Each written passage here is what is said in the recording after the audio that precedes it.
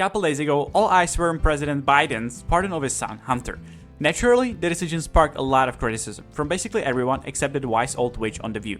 But this is just the latest example of presidential pardons stirring up controversy. Ever since George Washington issued the first presidential pardons in 1795, dismissing charges against two men accused of treason for their role in the Whiskey Rebellion, this pardon has been a hot topic of debate, especially during family Thanksgiving dinners. Because what exactly is a pardon? It's like a Monopoly get-out-of-jail-free card with roots going all the way back to medieval England. It was used by kings, and now it's used by the meme kings, aka the two last US presidents. Both amazing meme material. Presidential pardon forgave someone for a federal crime, wiping their record clean and freeing them from punishment. It's all there in the Constitution, Article 2, Section 2, and presidents can grant pardons whenever and to whomever they like. No approval needed, no limits, and no need to give a damn about what anyone thinks. The original idea, according to Alexander Hamilton, was to show mercy, fix judicial mistakes, and lighten excessive punishments. But as you'll see, not all pardons are created equal. Here's a look at some of the most controversial pardons in the US history. Former Confederates. On Christmas Day in 1868, President Andrew Johnson issued a blanket full pardon and amnesty to all former Confederates. This applied to anyone who directly or indirectly participated in the rebellion and was meant to reunite the nation again in the aftermath of the Civil War. And today, some folks in the South proudly fly the Confederate flag alongside the American one, blessed by this Christmas pardon. Jimmy Hoffa. In 1971, President Richard Nixon pardoned Jimmy Hoffa, the infamous Teamster union boss with mob ties.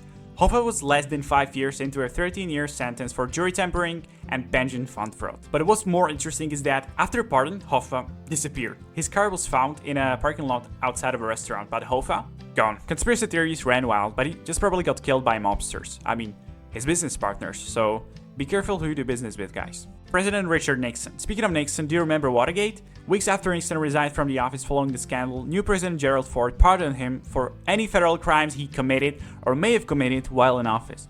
This was the first preemptive pardon, since Nixon was never tried for his crimes. After his, Ford's approval ratings tanked, and it was no surprise Ford lost his re-election race in 1976 to Jimmy Carter. Vietnam War draft resistors. On his first day in office in 1977, President Jimmy Carter pardoned around 200,000 men who dodged the Vietnam War draft. These guys broke the Military Selective Service Act by either skipping registration or fleeing the country. You might say, yeah, they broke the law, but it raises the question. Is it right to force people to fight in war, especially one as pointless as Vietnam turned out to be? It will be an interesting debate, but we shall all agree that at least the Vietnam War looks super badass in movies and Call of Duty games. Iran-Contra officials. President George H.W. Bush pardoned 6 Reagan administration officials tied to Iran-Contra affair. This scandal involved secretly selling arms to Iran despite an embargo and funneling the profits to rebels in Nicaragua. The US was selling a lot of arms to Iran in the past when they were still allies, but it was before the Islamic Revolution. It's pretty sad to see what happened to Iran, which was becoming a modern and progressive country in the 60s. Mark Rich. On its last day in office, President Bill Clinton pardoned billionaire fugitive Mark Rich, who had evaded $48 million in taxes and made illegal deals with, you guessed it, Iran. Rich had fled the US but was forgiven anyway. Oh, and his ex-wife made some very generous donations to democratic causes. Pure coincidence, of course. Roger Clinton. Speaking of Bill Clinton, he also pardoned his half-brother, Roger, in 2001. Roger was sentenced to 2 years and has served 1 year in prison for cocaine charges. To be fair, it wasn't that much cocaine, and family is family, right? Chelsea Manning. Do you still remember WikiLeaks? If not, give it a quick search. They're the ones who specialize in publishing secret government documents. In 2017, President Obama commuted a sentence of Chelsea Manning, a former Army intelligence analyst who leaked classified documents to WikiLeaks. Manning was 7 years into a 35-year sentence. It was a weird decision from Obama because the Pentagon labels WikiLeaks and those who leak information as a threat to national security. Charles Kushner. In 2020, President Donald J. Trump pardoned Charles Kushner, his son-in-law Jared's father, convicted of tax fraud, witness tampering, and lying to Federal Election Commission. Kushner had still served 14 months of his 2-year prison sentence before the pardon, and now Trump plans to nominate him as a US ambassador to Baghezistan.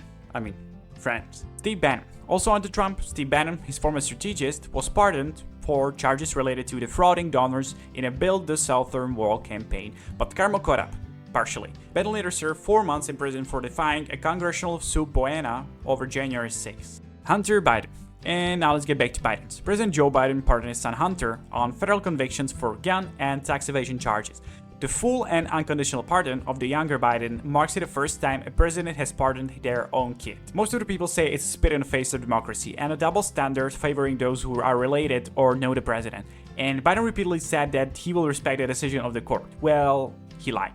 But let's be honest, you know you would do the same in his position. Biden already lost 2 kids and probably didn't want to lose another. Purely politically, it was a very bad decision, but completely understandable on a personal level. Plus, Biden doesn't have to give a damn anymore. He doesn't have to give a damn about people's opinion. He doesn't have to give a damn about the Democratic Party that betrayed him. He just already wants to retire and enjoy his ice cream on a beach in Delaware with Jill and his son. And here is a bonus prediction. When Trump gets back in office, you can bet he'll pardon the January 6 participants. That's sure to secure a spot on the list of controversial pardons, so keep an eye on how the media reacts. And that's not all. Trump could also become the first president to pardon himself. Which pardon did you like or dislike the most? And should the pardon power be eliminated or at least reformed? And how? Share your thoughts below in the comments, like, subscribe, and as always, thanks for watching.